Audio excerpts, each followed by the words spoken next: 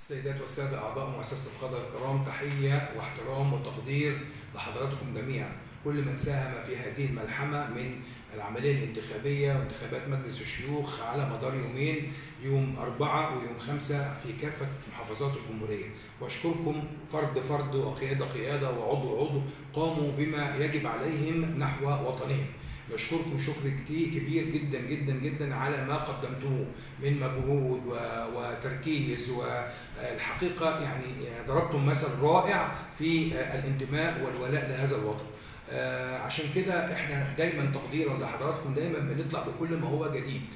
كل ما هو جديد النهارده بيقول ايه؟ بيقول النهارده ان قرر مجلس امناء التعامل في المرحله القادمه باستراتيجيه متطوره شويه خاصه بالاعضاء. في الجزء اللي يخص بالاعضاء، ايه اللي يخص بالاعضاء؟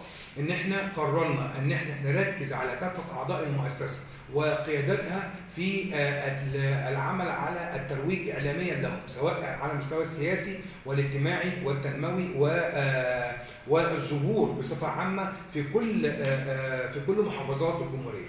وخلال ساعات قليله هيتم التنسيق مع الساده المنسقين في كل المحافظات وارسال التعليمات والتوجيهات بخصوص الاهتمام بكل المتميزين والمبدعين والمفكرين في المؤسسه.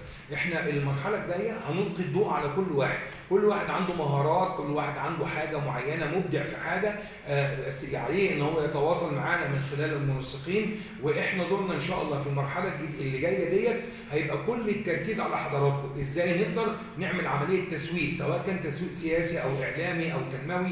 هنشتغل على هذه الامور بكل ما اوتينا من قوه، لان طبعا احنا قدامنا ثروه غير عاديه، ثروه بشريه مؤهله ومدربه لابد من استثمارها استثمار جيد. عشان كده احنا قررنا في مجلس الامناء ان احنا نركز مع حضراتكم في المرحله القادمه على الاستثمار في قدراتكم ومهاراتكم وثقافاتكم، ان احنا نشتغل، ان احنا بالبلدي كده زي ما بيقولوا تلميع لكل واحد في اعضاء مؤسسه القاده، ترويج ليه، تسويق ليه، ان احنا ازاي نوصل بيه لكل الناس، ازاي نظهر قدراته ومهاراته اللي بيتمتع بيها. عشان كده ان شاء الله باذن الله خلال يعني دقائق او يمكن ساعات قليله هتوصل التعليمات للمنسقين، وان شاء الله عليكم التواصل مع كل المنسقين. وتحياتي لحضراتكم، وبكرر شكري تاني على الملحمه اللي عملتوها على مدار يومين في انتخابات مجلس الشيوخ. تحياتي لحضراتكم.